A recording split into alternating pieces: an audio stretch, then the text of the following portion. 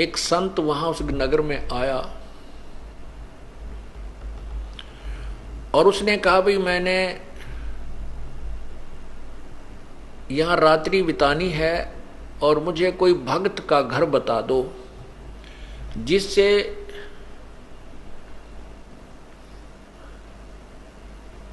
मेरा जो है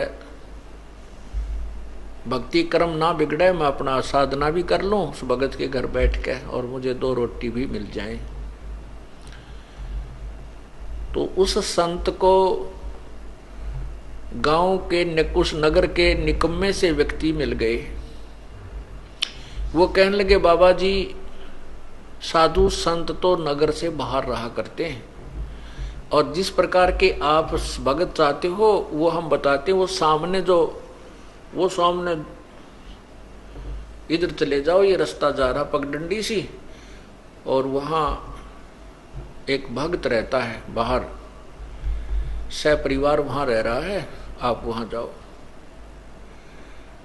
अब महात्मा उस संत ने सोचा भी बिल्कुल सही बात है, जंगल से भगत तो बाहर है तो और अच्छी बात है।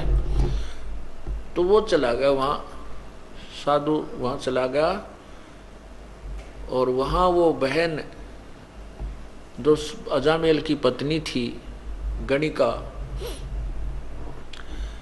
वो घर पे थी। साधु ने आवाज लगाई, नमो नारायण किया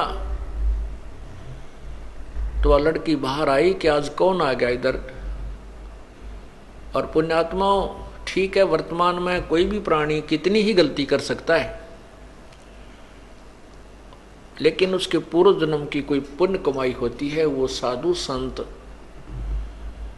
या सत्संग के विचार सुनने से वो अवश्य अंगड़ाई लेती है, वो एकदम उभर कर आती है। ये कौन थे अजामेल और जो गणका वो वैसा, वो कौन थे? ये पूर्व जन्म में दोनों साधक थे। वो भी वैराग्य थी और ये अजामेल भी वैराग लेकर के बाहर भक्ति के लिए, जैसा भी इनको मालूम था अपनी उस परमात्मा के नाम की, जैसा जिस संत ने कोई बताया था वो साधना शास्त्र विरुद्ध भी ये कर रहे थे। जैसे ओम नाम की साधना तो शास्त्र अनुकूल है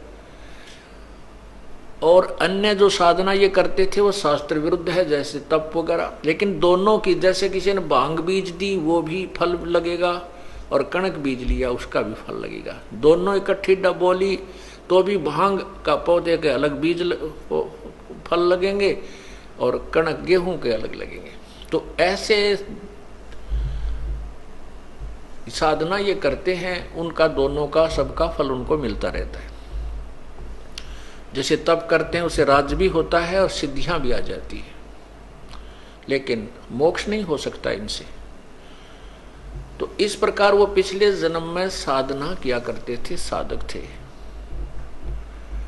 और जो अजामेल अब बदनाम हो रहा था, ये पूर्व जन्म में ऐसे ही एक साधक था, हठ योग करता था। और ये हठ योग करते करते इसने अभ्यास कर रखा था समाधि लगाने का। समाधि क्या होती है आपको पहले भी कई बार बताया है कि इस शरीर के अंदर, हमारा शरीर जो है ये एक टेलीविजन समझो, और इसमें चैनल बने हुए हैं, जैसे मूल कमल, स्वाद चक्र, नाभि कमल, हृदय कमल, कंठ कमल, त्रिकुटी कमल, सहस्रार कमल। और इसमें जिसका भी जो चैनल ऑन हो गया पूर्व जन्म की कमाई से,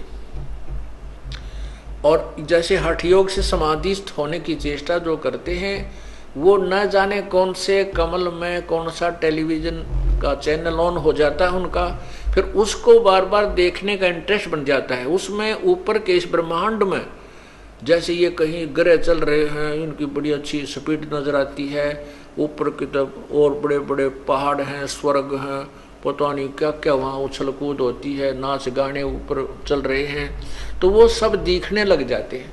तो ये मन वही टिकता है जहाँ इसको वर्तमान से अधिक कोई अट्रैक्टिव वस्तु नजर आती है, आकर्षक वस्तु नजर आती है। जैसे इस मन की वृत्ति है कि जैसे अंधेरे में 25 वाट का बल्ब जग गया तो सभी वो पतंग जीव जंतु उसके पास पहुंच जाते हैं, और 100 वाट का जग जाता है तो उसकी तरफ भाग लेते हैं, उस 25 वाले पर कोई नहीं रहता।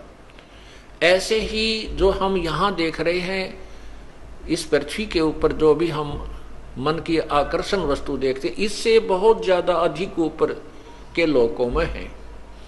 जैसे आपने मार्कंडे ऋषि और उस इंद्र की पटरानी की वार्ता सुनी, तो यहाँ जो इंद्रलोक की सबसे खूबसूरत औरत आकर के मार्कंडे ऋषि के सामने डांस कर रही थी, लेकिन मार्कंडे ऋषि की समाधि ब्रह्मलोक के उस बड़े होटल की नाच गाने देख रहा था वहां बैठा।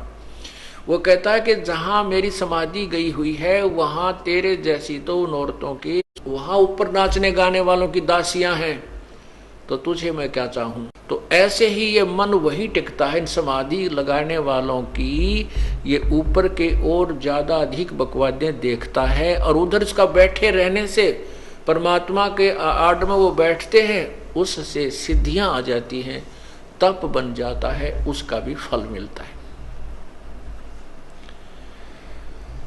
तो ये अजामेल जो है ये पूर्व जन्म में ऐसे ही समाधि लगाने का अभ्यास था। कभी तो हठ योग करके समाधि लगने का इसने अभ्यास किया, जिससे वो परिपक्व अभ्यास हो गया, और एक दिन सोते सोते इसका वो अब समाधि लग गई। समाधि लग जाती है तो मन बहुत दूर पहुंच जाता है, वहां की बकवादें देखता रहता है और शरीर को कोई आभास नहीं होता। उस समय बहुत ज्यादा सर्दी थी, सर्दी का मौसम था, और ये अजामेल समाधि हुआ अचेत पड़ा था। और उधर से जो गणका वैसा बनी हुई है, वो लड़की भी वैरागण थी, साध्वी थी। उसमें कहते अभी आपने सुना था कि दर्दबंद दरवेश है बेदर्द कसाई, जिसके हृदय में दया नहीं वो तो कसाई है, जिसके हृदय में दर्द है दुख है, दूसरे को दुख को अपना दुख समझता है, वो दरवेश है, वो संत है, साधु है, भक्त है। तो उस लड़की के मन में, उस साध्वी के मन में ये विचार आया। दूसरे लोग कहने लगे कि इसने 1 हफ्ता हो गया, 3 दिन हो गए हैं, ये उठा नहीं है, इसकी समाधि लगी है।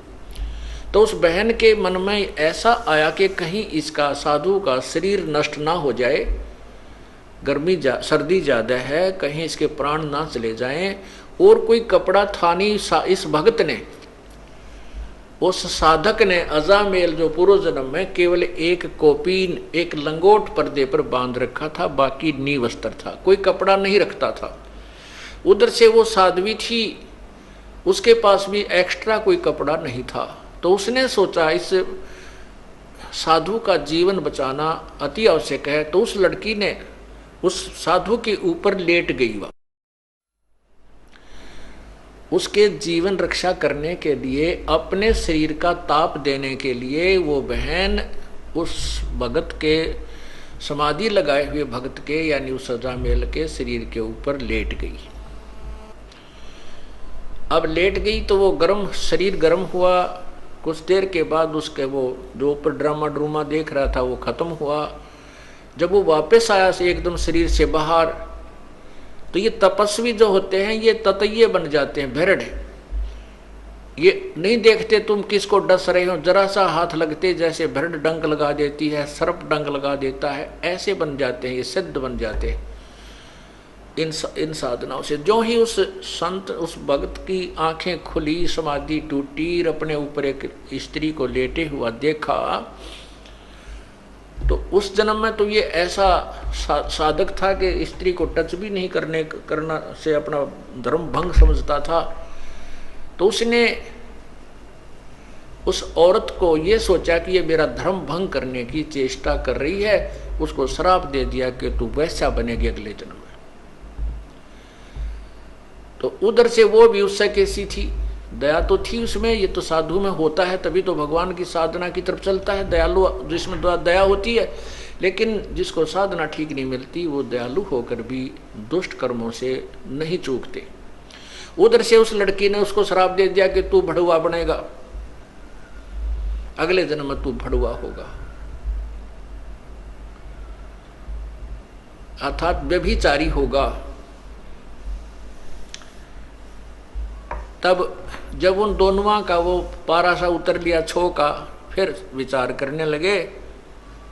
तो उस लड़की ने कहा कि नालायक, मैं तो तेरे शरीर को गर्मी दे रही थी, मैंने तेरे जैसे निकम्मों की कोई आवश्यकता नहीं, मैं फिर घर क्यों त्यागती अगर मैं ऐसे कर्म करती। मैं तो, मुझे पता लगा कि 2-3 दिन से तू बेहोश पड़ा है, कहीं तेरा शरीर नष्ट ना हो जाए, मैं तो इसलिए तेरे शरीर को गर्मी देने के लिए, और कोई वस्त्र ना था मेरे पास, अपने ही शरीर से तेरी रक्षा कर रही थी। तब वो महसूस किया उसने भी कि बहन मेरे से गलती बन गई। अब वही तो बात है ना, कहते हैं तीर कमान से और वचन जुबान से निकलने के बाद वो वापस नहीं आता। तो सोच समझ कर हमने हर क्रिया बोल चाल करनी चाहिए। तो उसी के परिणाम स्वरूप वो तो वैश्या बन गई, वो बदचलन बन गया, दोनों का फिर संयोग हो गया। अब वो पति पत्नी रूप में, फिर उसके बाद उनका काफी प्रेम बन गया। जैसे जब उन्होंने पता लगाया था कि उस भक्त ने भी पता लगा कि तू कुर्बान थी, तेरा शरीर की रक्षा की, तो उनका आपस में बहुत ज्यादा लगाव बन गया, आपस में प्रेम बन गया, एक दूसरे ममता बन गई।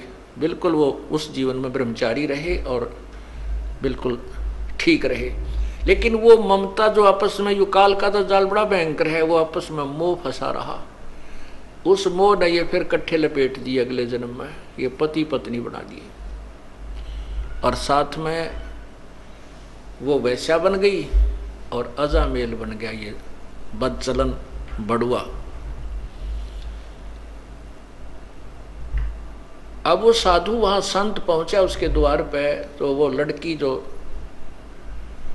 गणका बनी हुई थी वो एकदम बाहर आई कि हमारे द्वार पर नमो नारायण करने वाला कौन आ गया। तो गाली देने वाले तो बेसिक आ जाते थे, और आज ये परमात्मा का नाम उच्चार करने वाला कौन आ गया। एकदम वो बाहर आई और कहते हैं पिछले जन्म की जो साधना की हुई होती है, वो भक्त आत्मा मनुष्य जीवन से जब आते हैं तो शीघ्र भक्ति पर लग जाते हैं।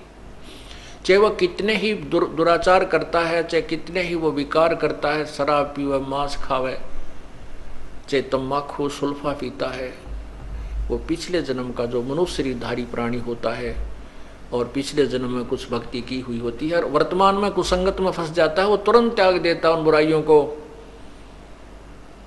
और परमात्मा की भक्ति में उसी प्रकार सपीडता लग जाता है। अब उस भक्तनी ने बाहर आते ही ऋषि के चरण दिए और कहा, जो हमारा कौन सा पुण्य उदय हुआ, हमारे द्वार पर साधु संत आए हैं, आओ जी बैठो जी। अब साधु ने संत ने सोचा भी कति ठीक ठिकाना आ गए तो बहुत भगवान आत्मा मिल गई और बहुत ही अच्छे भक्त मिल गए। अब अंदर जब पहुंचा तो उसने एक चारपाई थी जिसी घर पे वो उस पे बिछा दिए सुंदर कपड़े धोए धाए, साधु बैठ गया दच के उस चारपाई के बीच में। दोपहर के बाद का समय था, 2-3 बजे 4 बजे, और वो अजामेल गया हुआ था जंगल में शिकार खेलने, शिकार लेने के लिए। कोई मर्ग, कोई पशु पक्षी मार के लिया करता डेली और हाथ तक काट के शराब पिया करता वहां जंगल में बना करके मदिरा। तो वो आया, उसने क्या कर रखा कि कंधे पे लठे और लठ के अंदर एक वो टांग रखा हिरण मार के, और आते ही वो पटक दिया आंगन में। जड़ महात्मा बैठे थे उसके साथ में ही, और नो पटक, जब नो ना देखा कि महापुरुष बैठा सामने, उसने आते ही दुखी सा हो रहा था, कहा ले भगवान तो सारा दिन में एक का पाया, सारा दिन लग गया, एक ही मर्ग मिला, बड़ी मुश्किल से हाथ लगा। अब जब उसने वो मर्ग वहां पटका तो वो साधु की नजर गई, भाई के खुड़का हुआ कौन बोला। जब उस संत ने देखा रही तो भाई कुकर्मी आदमी है, कौन आ गया इनके भक्तनी के घर में, मांस ये मर्ग मार रखा इसने। तो उस लड़की से पूछा, बेटा यू कौन है, कौन आ गया तेरे घर में।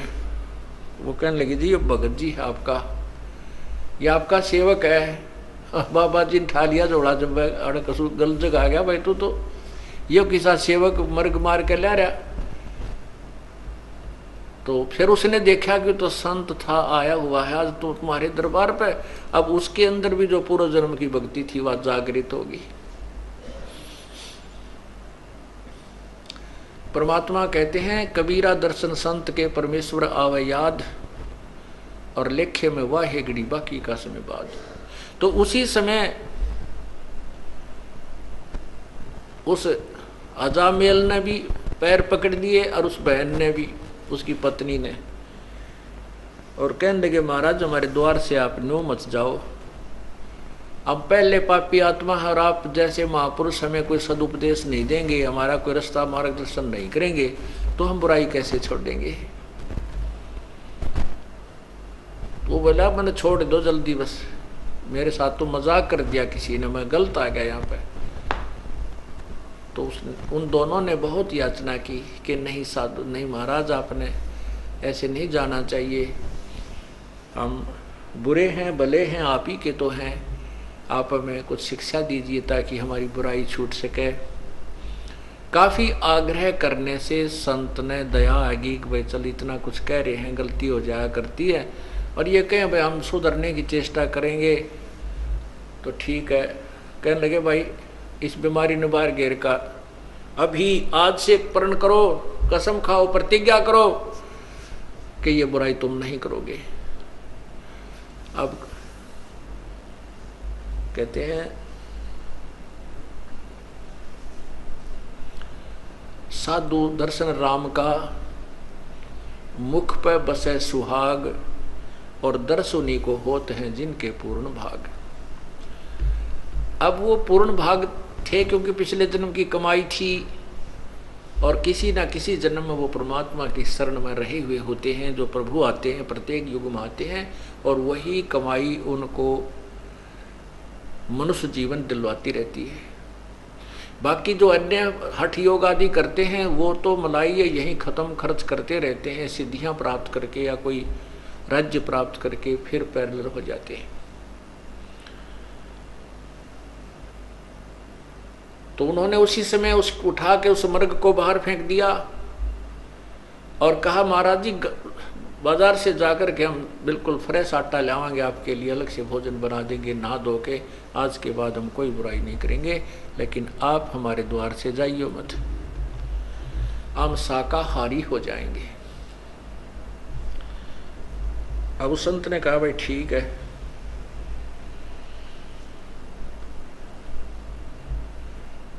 तो क्या हुआ, गर्मियों के दिन थे, गर्मी का मौसम था। अब वो भोजन ला करके बाहर से उन्होंने नहा धो कर स्वच्छ होकर के सारा घर दोबारा लीप लाप के पवित्र कर दिया। कहने का भाव कि उस संत का पेटा भर दिया, तक भाई ई भी ये बिल्कुल ठीक हो गए। तो उसके मन में आया कि परमात्मा ने शायद तुम्हारे लिए ही मुझे यहाँ भेजा है। जैसा भी संत के विचार होते हैं वो अच्छे ही हुआ करते हैं, चाहे वो किसी भी भगवान की साधना कर रहा है। उसके जैसे खेल के खिलाड़ी होते हैं, उनके कोई किसी भी खेल में खेल रहे हैं, उनके नियम और वो सब उसे परिचित होते हैं।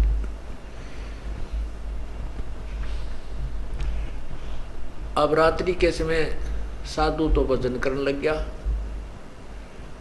और वो दोनों जने पंखा लेकर के खड़े हो गए बारी बारी। फिर वो भजन साधना करके लेट गया, तो लेट के आसपास छिड़का कर दिया पानी का, और ऐसे पंखा बारी बारी कभी वो खड़ी हो जा कभी वो खड़ा हो जा, उसको साधु को हवा कर रहे हैं। सुबेरा संत बोला भाई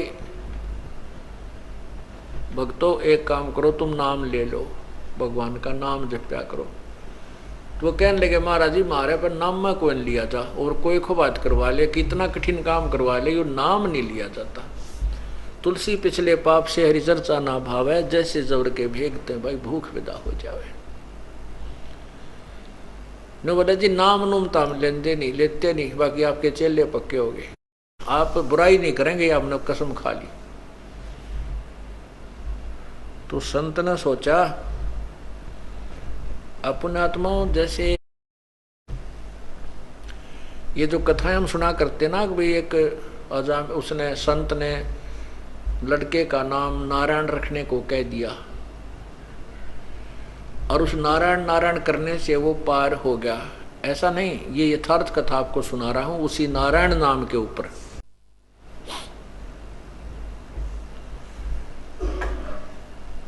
तो संत ने सोचा भाई इनके निकम्या के काम बिगड़ गए, गणे पाप गणे इकट्ठे हो गए, इसलिए इनके राम नाम में रुचि नहीं बन सकती, तो क्यों ना ऐसा तरीका कर दूं कि ये भगवान का नाम उच्चारण करने लग जा। न्यू बोला भाई तुम्हारा लड़का होगा 10वें महीने, लेकिन उस लड़के का नाम जो मैं बताऊं वही रखना, उसका नाम तुम नारायण रख लेना। दोनों ने करबद्ध होकर कहा कि प्रभु जैसे आपकी आज्ञा, आपकी दी संतान जो होगी पुत्र होगा तो उसका नाम हम नारायण रख देंगे। ऐसा ही हुआ, लड़का हुआ, लड़के का नाम नारायण रख दिया। अब छोटा बालक बुढ़ापे में बहुत प्यारा लगता है, छोटा बच्चा वैसे भी ज्यादा प्रिय होता है, लड़का हो चाहे लड़की। तो वो लड़का जब उसके इतना मोह हो गया उस नारायण नारायण करता, वो लड़का थोड़ी इधर उधर हो जाता, घंटा 2 घंटे ना आता, तो वो नारायण नारायण करता हुआ उस बालक ने ढूंढ के लाता, चाहे वो जंगल में कितना कोई बेर ब्यार खाने गया हुआ होता, फल खाने के लिए वहीं से ढूंढ के ले आता। अरे कित गया तेने अड़क खा जाएंगे हैं जंगली जानवर, बेटा दूर मत जाया कर, भयभीत रहता। उसके अंदर इतना मोह बन गया। एक दिन उसकी अचानक मृत्यु होगी, क्योंकि उसका समय जो है ना, उसकी मृत्यु होगी, उस अजामेल की मृत्यु होगी। तो उसको यम के दूत ऊपर लेकर गए धर्मराज के दरबार में, जहां अकाउंट होता है एज का, कर्मा का, कितनी आयु थी, कितने समय में यू मरा, इसने कैसे पुण्य कितने पाप किए। जब उसकी मृत्यु होगी तो उसकी पत्नी ने देखा कि तो मर गया अचानक। 2-4 दिन से वो अस्वस्थ भी चल रहा था। उसकी मृत्यु होते उसकी पत्नी ने हाहाकार मचा दिया। उसका कोई साथी था नहीं, ना कोई गांव का सहयोगी था, सब उससे नफरत करते थे। तो उसने सोचा भी इसका अंतिम संस्कार यहीं अपने आंगन में ही कर देती हूं। उसको घसीट कर एक साइड में कोने में रख लिया और उसके ऊपर लकड़ डालने शुरू कर दिए। लकड़ लाने लगी, इधर उधर से इकट्ठे करके चिता बनाने लगी। 1 घंटे 2 घंटे के बाद उसकी वापस चेतना आ गई, वो जीवित हो गया। तो ऊपर उसने देखा, वो जब वापस आया तो उसकी पत्नी बुरी तरह रो रही, वो लड़का भी रो रहा, और उधर से वो चिता बना रही, लकड़ी ढो ढो के इकट्ठे करने लग रही। तो वो कहने लगा तू क्या कर रही है, क्यों रो रही है, क्या हो गया घर में। तो अपने पति को जीवित देख करके उसको खुशी तो हुई, लेकिन जो दुख वो महसूस कर चुकी थी वो दुख अभी भी उसके हृदय में विद्यमान था। और रोती रोती कहने लगी आप मर गए थे, आप जीवित कैसे हो गए, आप तो चले गए थे हमें छोड़कर। इस दुख में रो रही थी कि अब हमारा कौन है यहाँ पर, मैं किसके सहारे रहूंगी अकेली जंगल में, मेरे ऊपर तो पहाड़ टूट गया था। तब उसका यकीन हुआ रे सचमुच मैं तो मर गया था। क्योंकि ऊपर जब धर्मराज ने उसको कहा कि भाई ये व्यक्ति नहीं है वो अजामेल, उसी नगर में एक और अजामेल नाम है उसका, और वो भी ब्राह्मण है, वो नगर में रहता है, उसके पिता का ये नाम है, उसको लाओ, इसको छोड़ो वापस। तो वो वापस छोड़ दिया। तो वो कहने लगा अपनी पत्नी को कि वो अजामेल है उसका पुत्र ब्राह्मण का, वो मरेगा अब। उसकी पत्नी कहने लगी आपको क्या पता ऐसा कि वो मरेगा। तो उस अजामेल ने बताया कि ऐसे ऐसे सारी कहानी बताई। धर्मराज ने ये कहा है कि इसकी उम्र अभी है नहीं, इसके तो अभी 5-4 साल वर्ष और रहते हैं, 4-5 वर्ष रहते हैं, इसके वापस छोड़ो, वो तरेगी।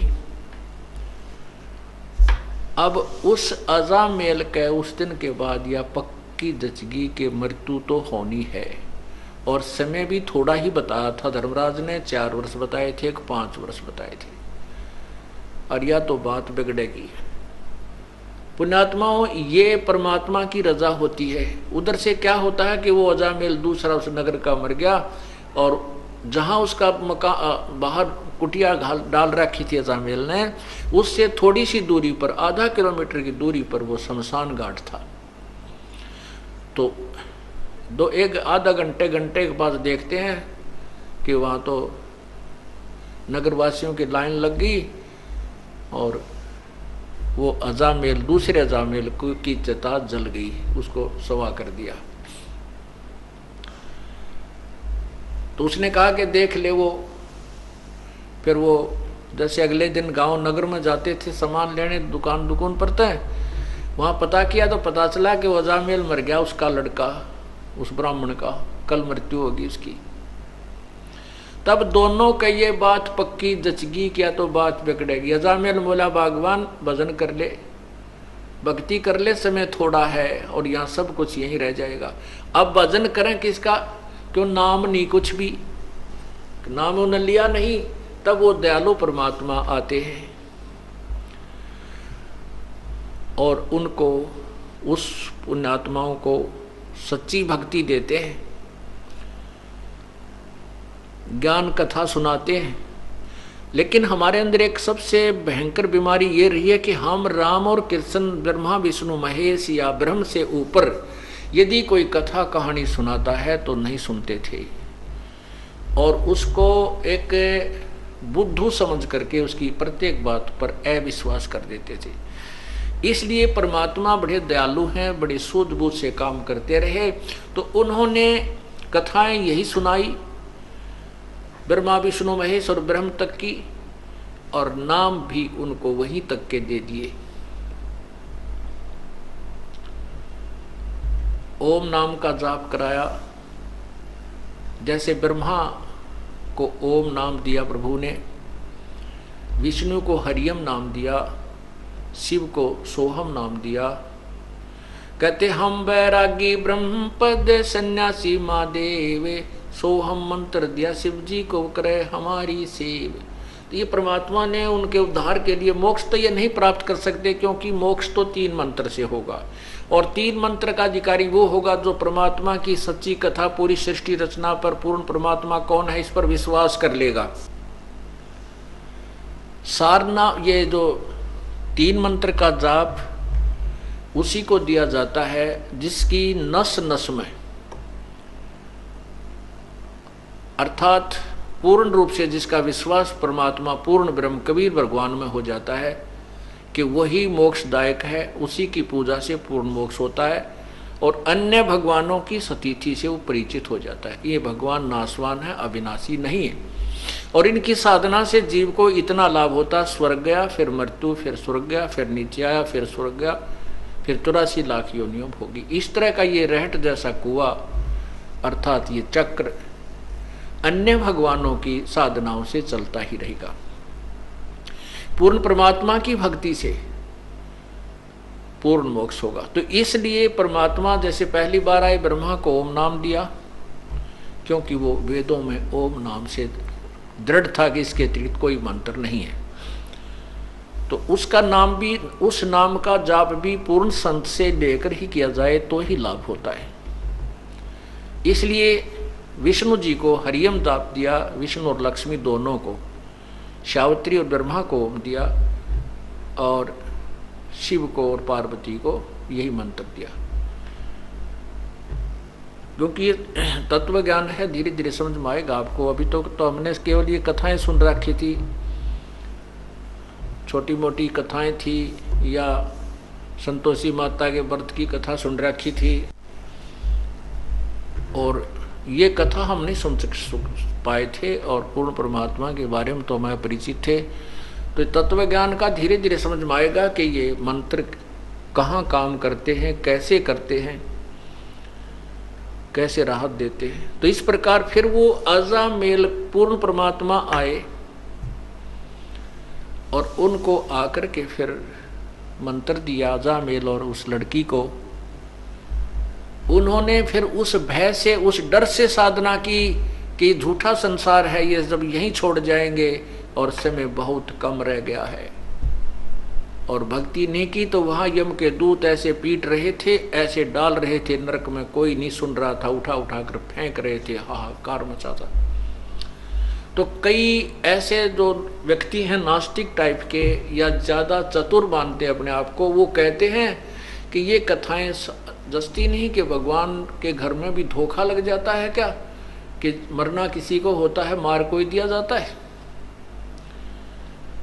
भगवान के घर में कोई धोखा नहीं लगता। ये तो उन व्यक्तियों के ऊपर रहम होता है, उनके लिए गोल्डन चांस देता है परमात्मा, जो पुण्य आत्मा गणी होती है, उन्हीं को ऊपर दिखा करके वापस छोड़ दिया जाता है, कि ताकि ये यहाँ की यथार्थता को पहचान कर फिर संसार को आसार समझ के अपना काम बना ले, भक्ति पर दृढ़ हो जाए। उन पर विशेष कृपा होती है। तो जैसे अजामेल और गणका पर विशेष, उस अजामेल पर विशेष कृपा हुई कि उसको वो सारा ऊपर का दिखा करके झंझट और वापस छोड़ दिया, फिर उसको भय बन गया, उसको चिंता बन गई, तब उसका अजामेल और गणका वो दोनों विमान में बैठ करके स्वर्ग गए। इसमें क्या बताया है, सुनो महात्म नाम का मुजरे चलवाई, अजामेल